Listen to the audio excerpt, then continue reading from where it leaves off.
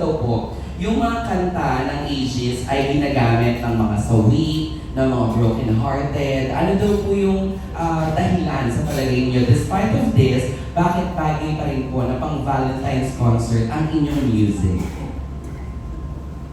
Kuya Ray. Tama, di ba? Nagulat. Kanina kasi Kuya Ray, nung sinabi ni Ate Judith na parang kahit pumugod-ugod na kami, tumingin siya sa'yo. Ayan. Ayan. Una-una ako yung pinakamatanda sa ganun. Diba? Kaya ganun, sunod-sunod. I'm 62 na. Kaya... Pero hindi kayo yung mukhang 62, Kuya Kasi Ray. kulang. Dahil sa buhok niyo, usong-uso, bakit naman labubu, di ba? Kaya ano yung gusto mo? Ang tanong, Kuya Ray, anong inihandang merienda sa... Ang tanong, Kuya Ray, despite of yung music niyo po ay madalas ginagamit ng mga broken-hearted, mga sawi, ano po yung masasabi niyo na bakit bagay pa rin siya na pang Valentine's Day? Actually kasi ang ganda ng Aegis. Parang love songs to lahat, love songs eh. Mga sa weekend, ang lahat nakaka-relate.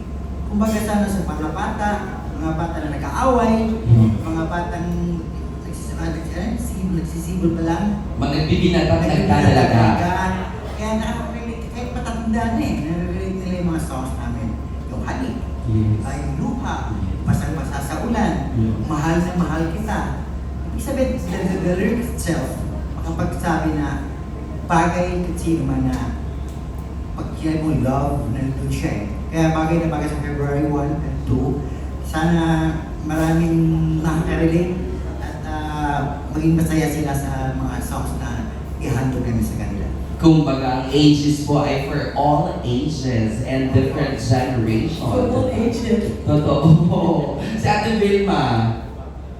Ngayon din naman kasi kami mga kanta, mga umiibig. Hindi naman lahat puro sawi. Oh. Kaya nakakaka-relate talaga sila. Well, di ba sa atin sa mga Pinoy, pagka sinabing Aegis at pag narinig natin ng Aegis, talagang excited tayo na marinig yung talagang, yun nga sabi nila, wasakan ng diaphragm ng lalamunan, yun talaga yun eh. Mula ba simula, ganun na ba talaga yung range of, yung sa boses po ninyong mga singers ko, yung sa vocal? Oo. Ganun na talaga agad, Kasi- bugang-buga. Sa Mindanao kasi palagi sigawan doon. Kahit tawagan lang, oo. Malalakas talaga yung boses namin.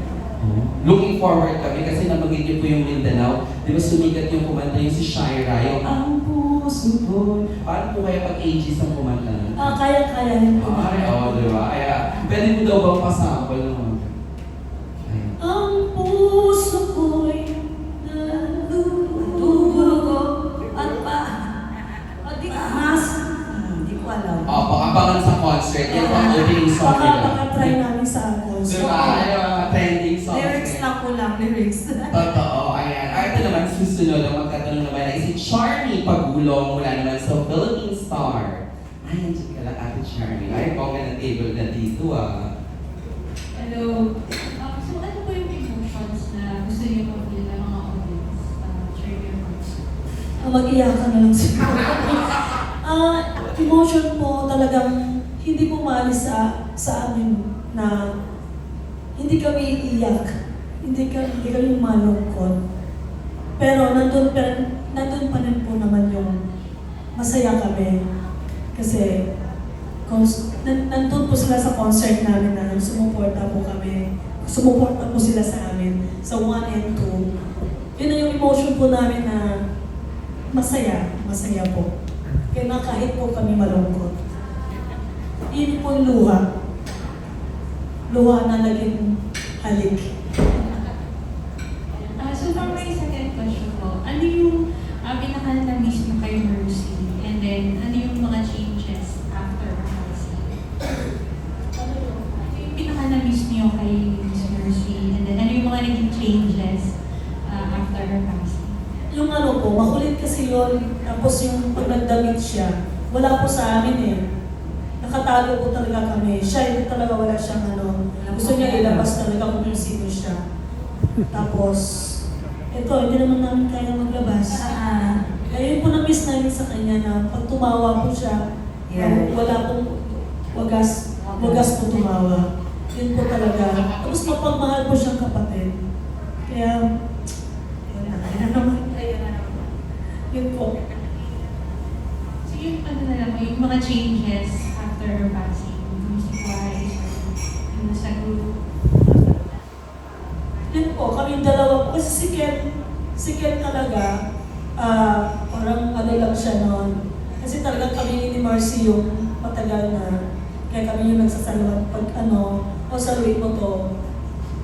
Yun pala. Pero sa ngayon talagang pag sinabi ko sa kanya, ikaw ito, ako to, ikaw to, kailangan po namin magtulungan. Kasi wala tayo si Marcy. Ito po yung first concert po na wala po siya. Kaya kailangan po namin magtulungan. Kung pwede po sila rin kumanta rin po. Kakanta rin po daw sila. Kasi si ate, pag once nakatingin na sa'yo, ibig sabihin kantahin mo na yun. Ako, hindi ako sanay sa ganun. Kaya si ate ngayon na nakafocus ako sa kanya. Oo. Pagsaluan, ganun.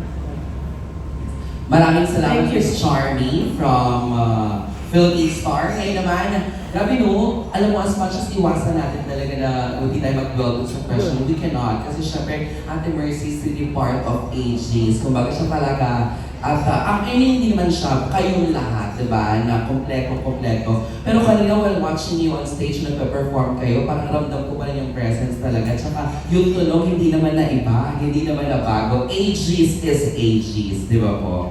This time, we have a very special guest. Taray, special guest. From ganun dapat Gaynel.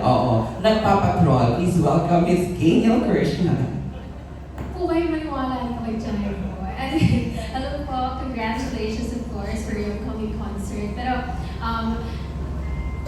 tama po sabi po ni Jai ko kanina, no? When we talk about ages, of course, hindi po mawawala talaga yung mga members. Pero I really wanted to dwell more on ang tagal na po ng AGs. You've been there for so many years already. Pero up until now, even the newer generation, kilala pa rin po ang AGs. What can you say about it?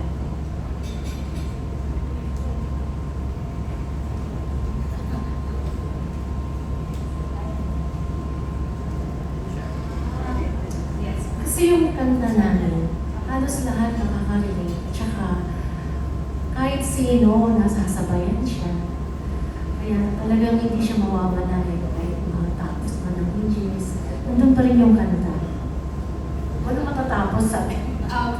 But was there ever a time na parang, syempre po marami na rin po mga bagong banda na lumalabas po ngayon, invited sa iba't ibang classic events. They're also doing different concerts.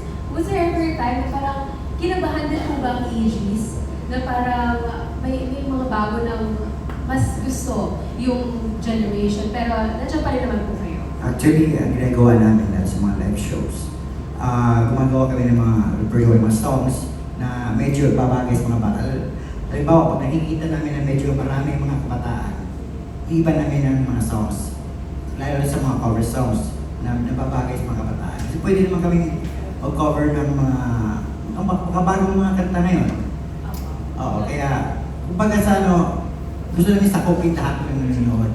Kung mga matanda, meron kami songs na para sa kanila. May mga bata, para yung mga nakahanda mga songs para sa kanila. Parang kung nag-agree din po kayo kanina, ma'am, na parang yun nga po, parang kinabahan din po ang ages. Yes, meron talaga. Hindi porke matagal na kami, may po kakabahan ka. Kasi lalo na pag kagaya concert ko, kakabahan po kami, meron po kaming kaba. Hindi po ako nagyayabang, pero talagang pagpasok po talagang mayroon po kaming kaba.